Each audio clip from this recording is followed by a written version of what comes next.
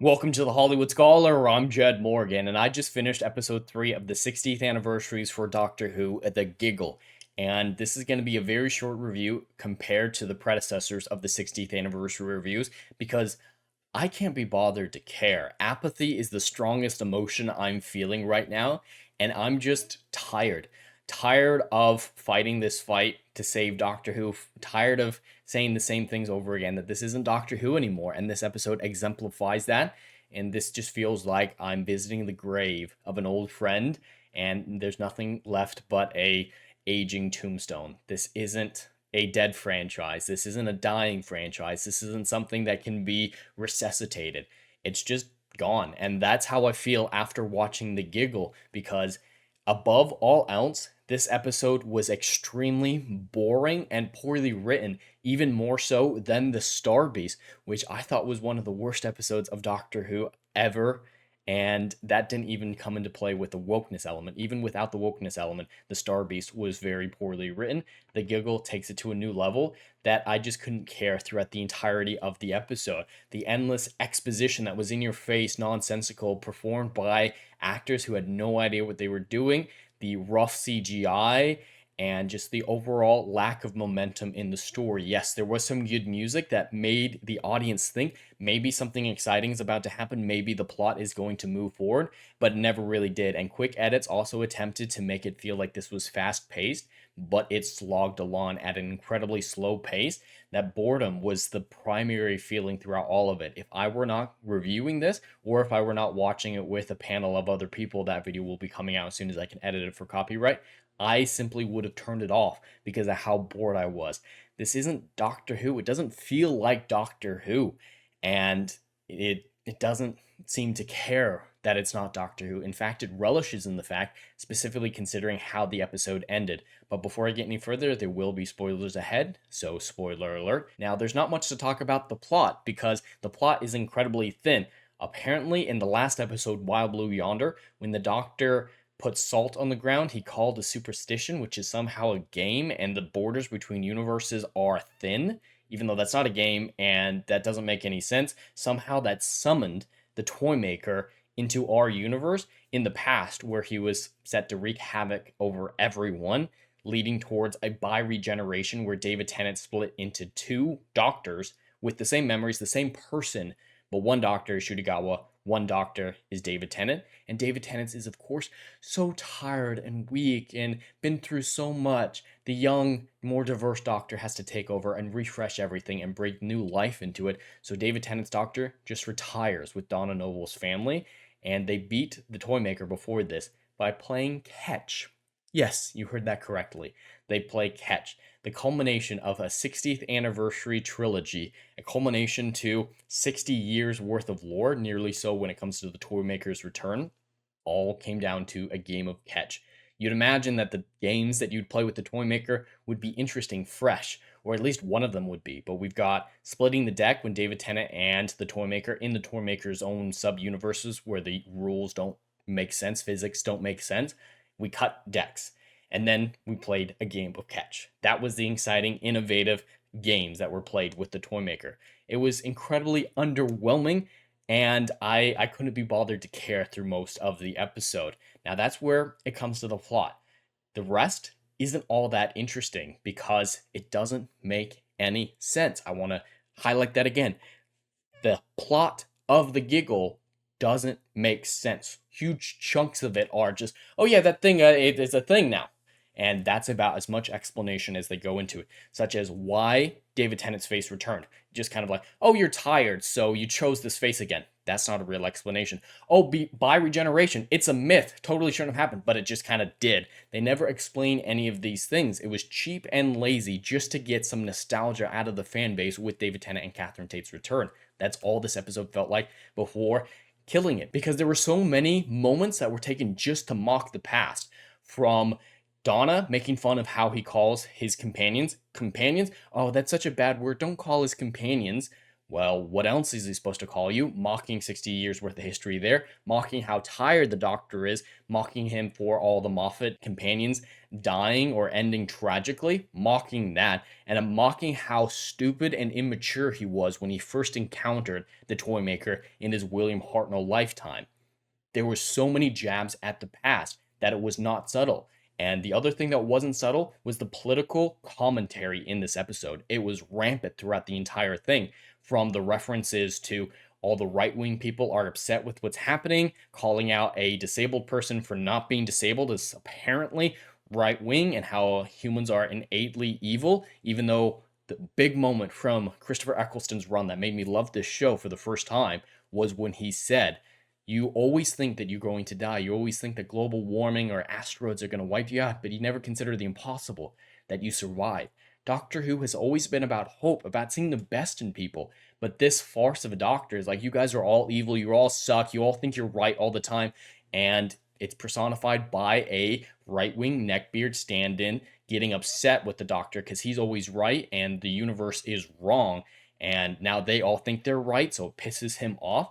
The subtlety was nowhere to be found, in all honesty. It was fashioned into a baseball bat, even with people like Boris Johnson getting clear-cut stand-ins in the episode, the British Prime Minister, or at least the previous one. But the rampant commentary was just in your face all the time, that it is technically woke, not in a sense that the Star Beast was woke. It was just constantly, oh, this is a metaphor for that. Oh, this is a metaphor for that. Oh, you fans don't like what we're doing to the show. You don't like what the Doctor's already been. You're just tired and you need to retire. Go away now. We're fresh, unique, and new, which is why I think the new series is going to be called Series 1. Why I think, after a discussion that happened at the end of this episode, Shurigawa will be called the first Doctor, not the 15th, because this is a resetting of things. This is a regeneration of the show, leaving the old fans, the old franchise, to drift away silently, to retire. Just stay quiet. You're old, you're tired, shut up now. It's a new generation's turn, and they were not subtle with how they wanted to get that message across, just like they weren't subtle about getting their message across about right-wing bad, previous prime minister bad, and women good, women in STEM good. Now, all that isn't to mention how cringe Neil Patrick Harris was as the Toymaker. I love Neil Patrick Harris. He's an incredible actor. How I Met Your Mother is one of my favorite television shows of all time, and he's incredible in that. But through the majority of the giggle, he spent his time doing a terrible German accent with a really high-pitched lilt to it that was distracting as all hell. He was dancing funnily. It was just so much weird. Like, ooh, isn't weird cool? Weird is cool. Yeah, you guys like weird, weird, weird, weird. And it just came across as entirely cringe and non-intimidating. This is a villain who is beyond the realms of physics. The Doctor cannot comprehend this entity who operates on a completely different rule set. That's what made the Toymaker such an interesting antagonist to William Hartnell. But in this one, it just, oh, he's so weird, but he's not intimidating at all. So all the choices made at the end of the episode, with David being tired and going to retire, and this is, oh my God, let's save the Earth, but we can rampage throughout the universe, making it a major callback to what he discussed with the Master at the end of Series 3. That's all it was. He wasn't intimidating. This didn't feel legitimate for him to make those decisions. It didn't feel like he was a big enough threat to do it, because the episode didn't take him seriously. So why should we take him seriously? Now, I want to briefly talk about how many things that we've seen in this episode before. It was incredibly lazy in what they did. We've got the close-up on something that contains the Master Soul getting picked up by a woman with red fingernails, just like, again, at the end of Series 3. We've got virtually the same speech that David Tennant's Doctor gave to the Master, at this time to the Toymaker, about let's rampage throughout the stars, but not on Earth. We got so many references and straight-up thefts from previous episodes that the creativity was resigned entirely to the commentary and about how bad the past is. And that's not exactly original these days whatsoever. It was near constant. And that's kind of where my thoughts on the episode end, because it's not worth talking about. The plot was boring, uninspired, unoriginal, and purely to push these different commentaries that weren't well thought out and were not subtle whatsoever. The Doctor is tired. The franchise is tired. The audience is tired. It's time you go away and leave it open for a new franchise, a new fan base, a new Doctor who is not going to make the same mistakes. That's going to be so much better. It wasn't subtle. And then, of course, the right wingers, bad deal. Previous Prime Minister, bad deal. Just so much commentary that this episode doesn't stand on its own. It's more commentary than it is plot. And that's always going to be an issue for me. Commentary isn't a bad thing. Of course, classic Doctor Who, of course, New Who have done commentary before, but it didn't come at the expense of the story. And that's exactly what happened here. The point was to show David Tennant old and tired and retiring with Donna's family so that you can say, go away now, and Shudigawa all bright and vibrant and full of energy going off into the future, into a reinvigorated and regenerated show just as much as anything else. By regeneration wasn't explained. David Tennant's new face wasn't explained. Why he was drawn to Donna Noble, not explained. None of it was explained. And there was no intentions of doing so. It was all cheap and lazy to push these commentaries. These 3 episodes, which should have been all one thing, should have all been one big story. They are so disconnected. It's like the sequel trilogy. It's as if 3 different sets of creators were behind each episode, and they did not communicate with each other whatsoever. But Russell T Davies wrote all 3, so what was the point behind the Scatterbrain trilogy of 60th anniversary specials, besides saying how old, tired the Doctor is, to deconstruct everything that the Doctor has been previously, and say we need to reinvigorate the Doctor, the franchise, and the fan base. And that's not even to mention how lazy it was, how they split the TARDIS.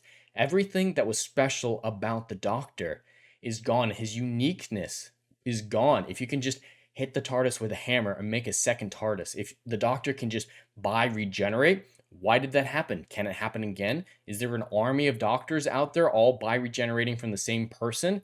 Are we going to get a female regeneration from Shudigawa where that one doesn't have the pants? Because Shudigawa walked around the entire episode without pants on.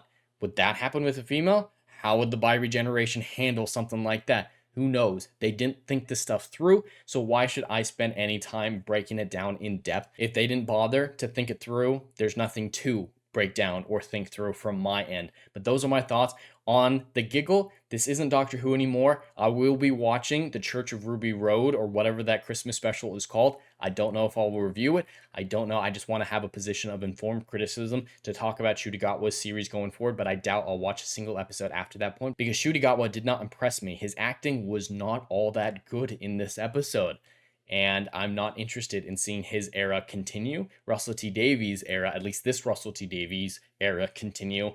And apathy is all that I feel at this point. Timeless Children killed the franchise, and this in no way changes that, but in fact doubles down and makes it even worse, which I was not sure was entirely possible. But anyway, that's all I have for today. I'd love to hear your thoughts in the comments below. Please like and subscribe, and I'll see you in the next video. Anon.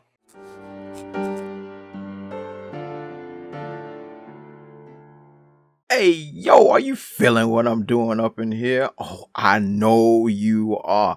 Do you miss all the good, compelling stories that we used to get back in Hollywood that they ain't putting down no more?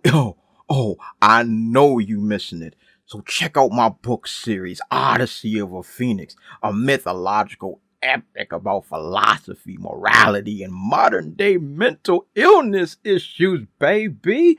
Book 1, Down in Flames. Book 2, Apocalypse Then. These are currently on sale. What are you waiting for? Get your hands on them. And we got Book 3, Kill the Dark, is coming down the pipeline. Just wait for all the good stuff that's dropping. You ain't gonna be disappointed, fam.